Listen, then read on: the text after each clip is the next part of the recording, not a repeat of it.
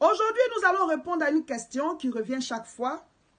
Alors, vous êtes nombreux à me demander, servant de Dieu, quand on devient chrétien, est-ce qu'on doit encore passer par la délivrance?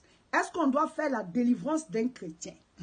Cette question me revient chaque fois. Vous m'appelez, servant de Dieu répond à cette question pour nous. Alors, moi j'ai deux réponses à donner. La première réponse est que normalement, non. Parce que quand tu acceptes Jésus-Christ réellement dans ta vie, le Saint-Esprit vient habiter en toi. Donc tu es né de nouveau. Amen. Tu es régénéré, tu es renouvelé. Donc tu as l'Esprit de Dieu en toi. Tu n'as plus besoin qu'on te fasse encore une délivrance. Ça, c'est la première réponse. Maintenant, je dis aussi oui pour une certaine catégorie de personnes. Et je vais vous montrer des passages bibliques. Pour une certaine catégorie de personnes, ces gens ont besoin de passer par la délivrance. Ces personnes acceptent Jésus, bien sûr, mais on doit prier pour que ces personnes soient délivrées, que certains liens prennent fin, que certains démons les lâchent pour toujours. Alléluia. Donc, comme j'ai dit, je vais vous montrer des passages bibliques.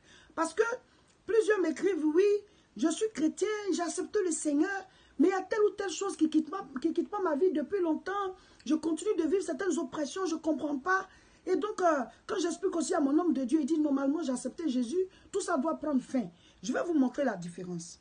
Normalement, ça doit prendre fin. Mais si ça ne prend pas fin, quel est le cas? Cette personne est dans quel cas? Voilà. Donc, on va prendre le passage biblique, vous allez voir. Je vais commencer par le cas des chrétiens qui ont besoin de passer par la délivrance. Nous prenons Marc, chapitre 16, le verset 9.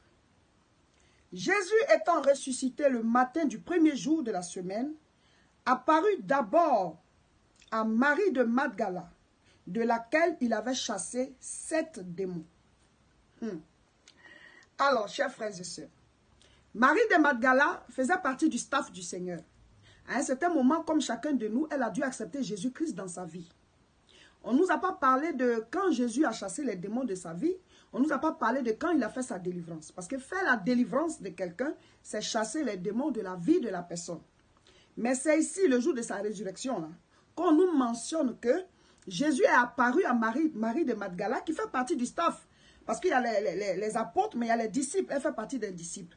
Et elle suivait le Seigneur partout. Elle était née de nouveau. Elle acceptait Jésus. Mais la Bible dit, Jésus est apparu à Marie de Magdala, de laquelle il avait chassé 7 démons. Donc Marie de Magdala avait accepté Jésus, mais Jésus a dû faire sa délivrance. Il a chassé 7 démons jusqu'à 7 de sa vie. Alors, quand je dis, est-ce qu'un chrétien doit passer par la délivrance? Oui et non.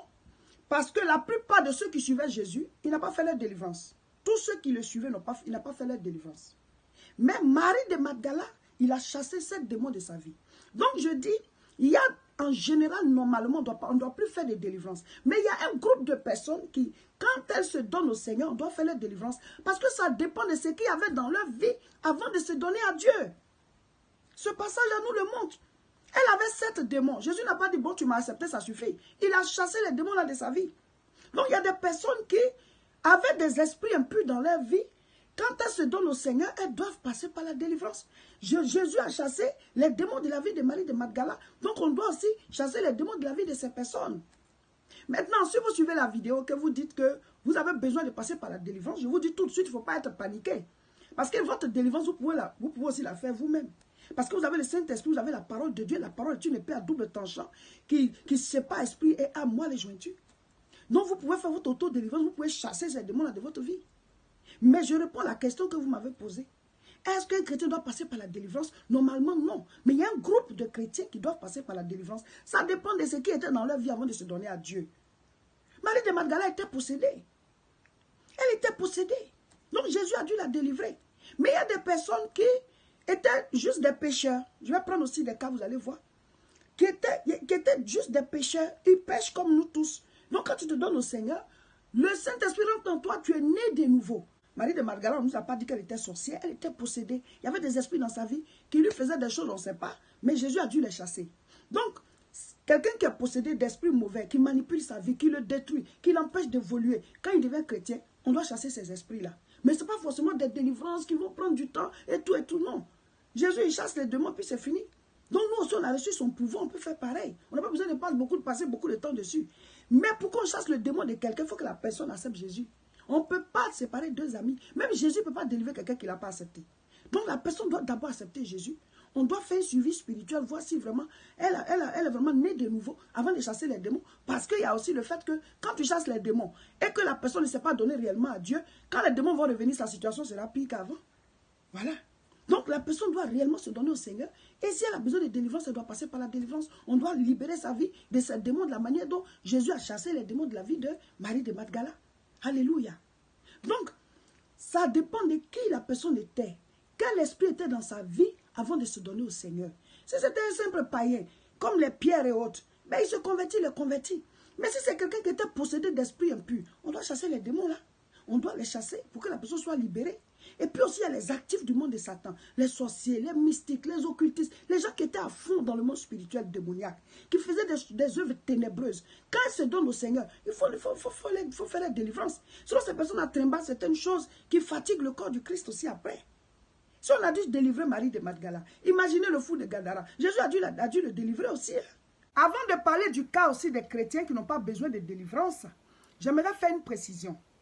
Il y a la délivrance et il y a le combat spirituel. C'est différent. La délivrance, c'est quand on chasse les démons qui sont dans la vie de quelqu'un.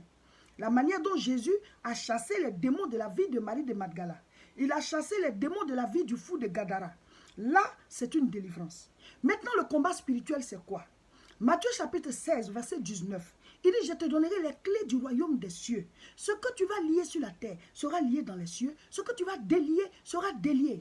Tout chrétien est appelé à faire le combat spirituel. Au nom de Jésus, je brise les liens. Au nom de Jésus, j'envoie le feu. Je chasse les mauvais esprits de ma famille, de ma vie, de la vie de ma famille, de mes affaires, de mon foyer. Ça, c'est le combat spirituel.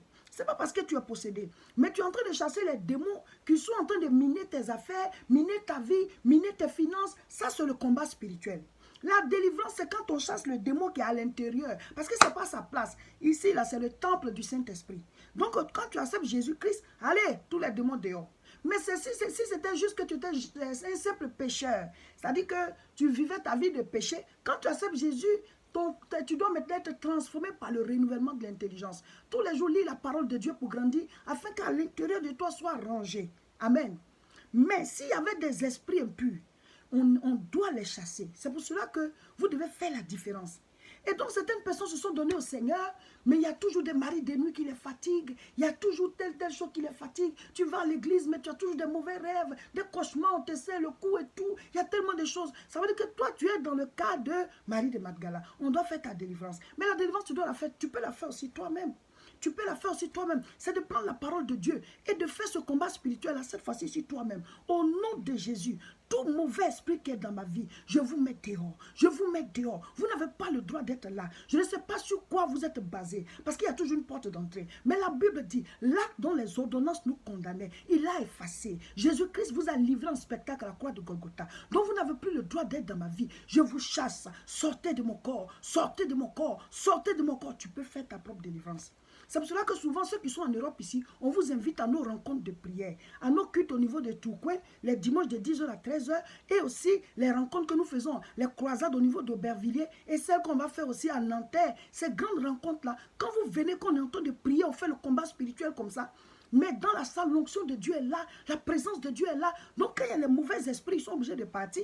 Et aussi, quand vous envoyez le feu comme ça libère l'atmosphère de vos foyers, de vos maisons. Le monde est spirituel, mes frères, mes soeurs. Le monde est spirituel. Donc quand tu sais que tu as ce genre de problèmes spirituels là, il faut chercher la délivrance. Il faut chercher à faire le combat spirituel. Il faut chercher à aller vers. Et si tu vois que les gens qui peuvent t'aider sont loin, mais tu peux le faire toi-même. Parce que la parole de Dieu aussi peut se manifester à travers toi. Amen. Donc mon frère, ma soeur, voici un peu cette différence que je vais faire. La délivrance, c'est quand on chasse les démons dans la vie de la vie de quelqu'un.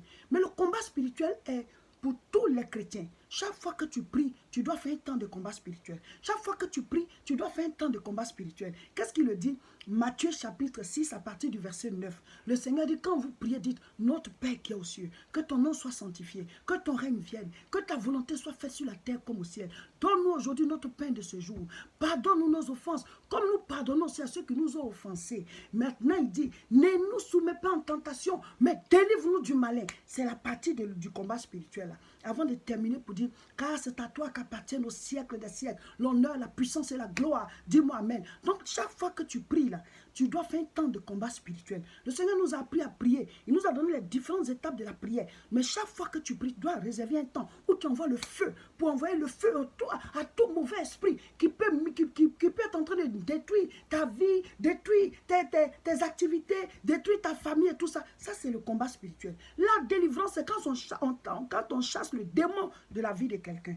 Voilà, il faut que vous sachiez bien la différence. Lisons maintenant Luc chapitre 5 à partir du verset 6. L'ayant jeté, il prit une grande quantité de poissons et leur filet se rompait. Il fit signe à leurs compagnons qui étaient dans l'autre barque de venir les aider. Ils vinrent et il remplit les deux barques au point qu'elles enfonçaient. Quand il vit cela, Simon-Pierre tomba aux genoux de Jésus et dit, « Seigneur, retire-toi de moi, car je suis un homme pécheur. » Ah, ça c'est le cas de nous tous. Alors Simon-Pierre, quand Jésus a fait le miracle, parce qu'il a pêché toute la nuit avec son équipe, ils n'ont pas eu de poisson. Mais avec la présence de la foule, il faisait jour et Jésus leur a dit de jeter les filets. Ils ont pris une telle quantité que ça remplit les deux barques. Simon a dit, celui-là, il ne doit pas être simple, il ne doit pas être simple. Il a senti que c'était un saint homme, c'était un prophète, parce qu'il ne savait pas encore que c'était le Christ, c'était sa première fois de le rencontrer. Donc il est tombé à ses genoux, puis il a dit, retire-toi de moi, je suis un pécheur. Comme je le disais tout à l'heure, tous ceux qui viennent à Jésus, nous sommes tous des pécheurs. Il est venu nous purifier de nos péchés. Il est venu nous pardonner nos péchés. Donc quand Simon-Pierre est tombé à ses pieds, quand Simon-Pierre est tombé à ses pieds, Jésus-Christ après lui a dit, ne t'inquiète pas, relève-toi, désormais tu vas pécher les hommes. Il venait de rencontrer Christ. Christ venait de rentrer dans sa vie. Il venait maintenant de rentrer en contact avec la destinée que Dieu avait pour lui en l'envoyant sur terre. Vous voyez, on n'a pas fait la délivrance de Simon-Pierre. Il est devenu chrétien, il a marché après le Seigneur. Plus tard, il est devenu un grand serviteur de Dieu. Mais sur le chemin en marchant avec le Seigneur, Simon-Pierre a dû vivre plusieurs étapes. C'est pour cela que je dis que quand vous devenez chrétien, vous devez maintenant avoir une vie de sanctification, une vie de relation permanente avec le Seigneur. Parce que quand on est né de nouveau, on est bébé. Tout ce qui est né est bébé. Tu es grand physiquement, mais spirituellement, tu es bébé. Donc, Simon-Pierre a passé 3 années avec le Seigneur, dans le ministère du Seigneur, et Jésus a dû l'enseigner, jusqu'à ce qu'il soit affermi. À un certain moment, il a dit, tu es Pierre, sur toi, je bâtirai l'église. Il faut que tu arrives à un stade où tu es affermi avec le Seigneur. Donc, quand tu es né de nouveau, tu n'as pas forcément besoin de passer par la délivrance. À moins que tu sois dans le cas de Marie de Magdala, qui avait déjà des démons. Simon-Pierre n'était qu'un simple pécheur comme nous tous. Il péchait, il commettait des péchés. Mais Jésus n'a pas fait sa délivrance, il a juste accepté le Seigneur. Le Saint-Esprit est rentré en lui, sa vie a été transformée. Et plus tard, il est devenu un grand serviteur de Dieu. Vous voyez. Donc, en général, on n'a pas besoin de passer par la délivrance. Mais si tu te rends compte que toi, il y avait des esprits impurs qui étaient dans ta vie, qui te fatiguent, qui te manipulent, qui détruisent ta vie, ou alors si tu te rends compte qu'avant, tu as touché à des choses où on t'a invité dans des endroits pour aller consulter et tout, tu es devenu chrétien, mais ça te poursuit toujours. Là, toi, tu as besoin de délivrance. Mais la délivrance, tu peux la faire toi-même. Si tu n'es pas proche de quelqu'un qui peut t'aider à faire ta délivrance, tu peux la faire toi-même au nom de Jésus, comme je l'ai dit. Amen. Il faut que ce soit clair dans votre esprit. Maintenant, pour vous qui êtes en Europe, Dieu merci, nous sommes à Tourcoing, dans le nord de la France, métropole européenne de Lille. Donc, vous pouvez venir faire le programme pour dire, je vais aller à Tourcoing pour suivre les cultes. C'est tous les dimanches de 10h à 13h. Nous enseignons la parole. Nous faisons des temps de combat spirituel. Nous faisons aussi des temps de délivrance. Nous faisons aussi des temps de guérison divine. Parce que Jésus-Christ n'a pas changé. Sa puissance continue de délivrer, de guérir, d'enseigner, d'ouvrir les écluses des cieux. Donc, vous pouvez faire le programme pour venir. L'adresse apparaît. Vous pouvez nous appeler pour venir au culte tous les dimanches de 10h à 13h. Nous avons aussi les croisades de prière que nous faisons une fois par mois au niveau de Aubervilliers. Donc la prochaine, c'est le samedi 16 novembre à partir de 14h30. L'adresse est 29 rue Sadi Carnot 93 300. Ça tombe bien, le thème c'est de l'oppression à la délivrance. Venez prendre votre délivrance. Venez apprendre à faire le combat spirituel. Venez, on va prier ensemble. Mon frère, ma soeur, ne laisse pas les situations difficiles t'engloutir. Lève-toi et viens. Tous à Aubervilliers le samedi 16 novembre à 14h30. Et après cela, Nous avons la retraite spirituelle au niveau de Tourcoing. Vous pouvez venir sur 2 jours, du 23 au 24 novembre. Donc appelez-nous, vous allez venir aussi participer à cela pour prendre votre délivrance. Si vous voulez nous suivre régulièrement, abonnez-vous. Cliquez sur s'abonner et partagez massivement la vidéo.